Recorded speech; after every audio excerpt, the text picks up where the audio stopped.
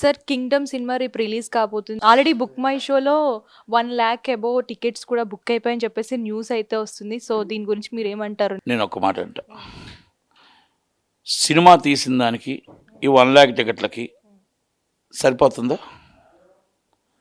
1,00,000 టికెట్లు బుక్ అయ్యాయి. 1,00,000 టికెట్లు 300 రూపాయల రేటు. ఎందుకు ఎంత వస్తుంది? 30 కోట్లు వస్తుందా? 3 కోట్లు వస్తుందా? 300 కోట్లు వస్తుందా? ఒక్కసారి అర్థం చేసుకోవాలి. నెంబర్ 1.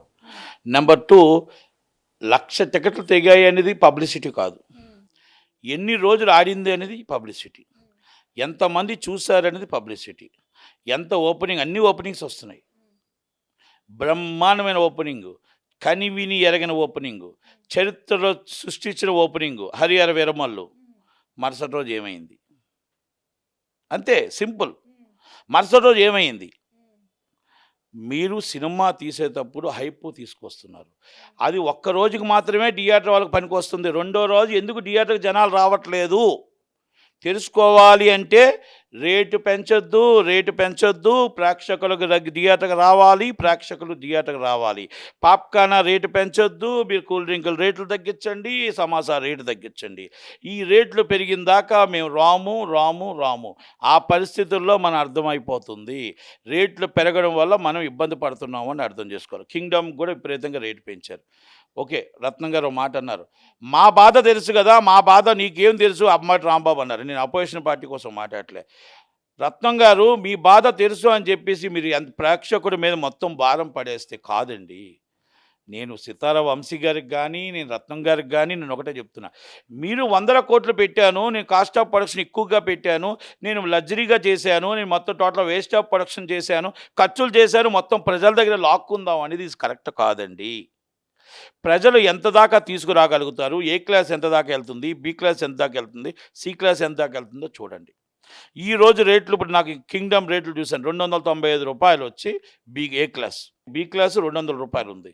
మళ్ళీ బి క్లాసు మళ్ళీ మేజర్ బిల్ 200 ఉంటే మామూలు బిల్లు వచ్చి 150 ఉన్నాయి. మళ్ళీ సి క్లాసులు వచ్చి 150 రూపాయలు ఉన్నాయి. ఇప్పుడు ఈ సిటీలో 300 రూపాయలు ఎప్పుడైతే ఉందో, బాగుంటే సినిమాని ఎవరో డబ్బులు లెక్క చేయరు.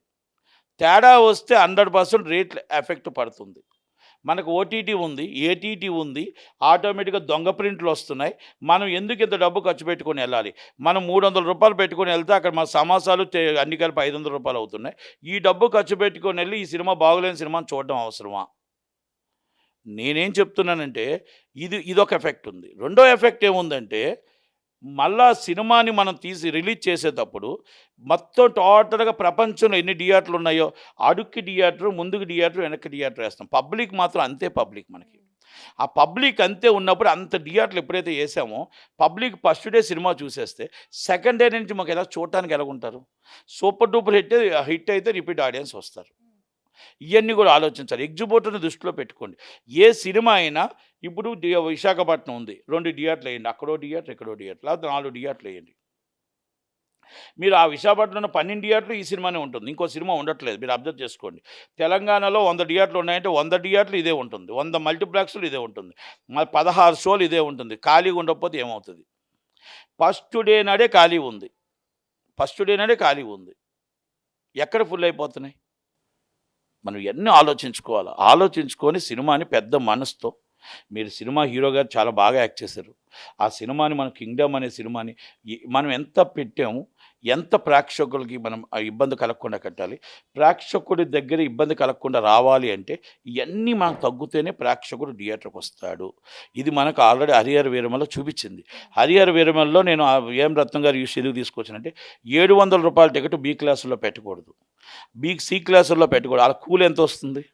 ఆ కూలి 700 రూపాయల టికెట్ ఎలా పెట్టగలుగుతారు? ఏ క్లాసులో మీరు 700 కరెక్టు, బి క్లాస్కి వస్తాడు 500 పెట్టాలి, సి క్లాస్కి వస్తాడు 300 పెట్టాలి. అంతే. ఇక్కడ వ్యత్యాసం లేకపోతే 100% బెనిఫిట్స్ ఇది. లేకపోతే బెనిఫిట్స్ ఏ క్లాసు బి క్లాసును సి క్లాస్ వేయడం మానేయండి. దీనివల్ల తీవ్ర నష్టం జరిగింది. ప్రేక్షకుడు ఈ 700 రూపాయలే కంటిన్యూ టికెట్ ఏమో అనుకుని అపోహలో వెళ్ళిపోయారు. ఈ 10 రోజుల దాకా రేటు తగ్గదేమో అని అపోజిషన్ సోషల్ మీడియాలో పెట్టారు. దానివల్ల చాలా ఇబ్బంది అయింది. మీరు అంబటి రాంబాబు గారు కౌంటర్ ఇచ్చారు, ఎవరు ఏం రత్నం గారు, తప్పులేదు. కానీ అక్కడ మీరు మాట్లాడేటప్పుడు మీరు చేసిన తప్పు కూడా ఉంది కదా దీంట్లో. మీరు 700 రూపాయలు ఒకటే మా బాధ చూడండి అంటున్నారు, సినిమా తీసి చూడండి అంటున్నారు. సినిమా తీసి మీ డబ్బులు ప్రేక్షకుల మీద వేలకు వేలు రుద్దమని ఎవరు చెప్పలా, వేలకు వేలు రుద్దమని చెప్పలా. ప్రేక్షకుడికి అందుబాటులో రేటు ఉండాలి, అందుబాటులో సినిమా ఉండాలి, అంతే తప్ప ఇష్టం ఉంటే చూడమను లేకపోతే మానేయమనంటే ఈజ్ నాట్ కరెక్ట్.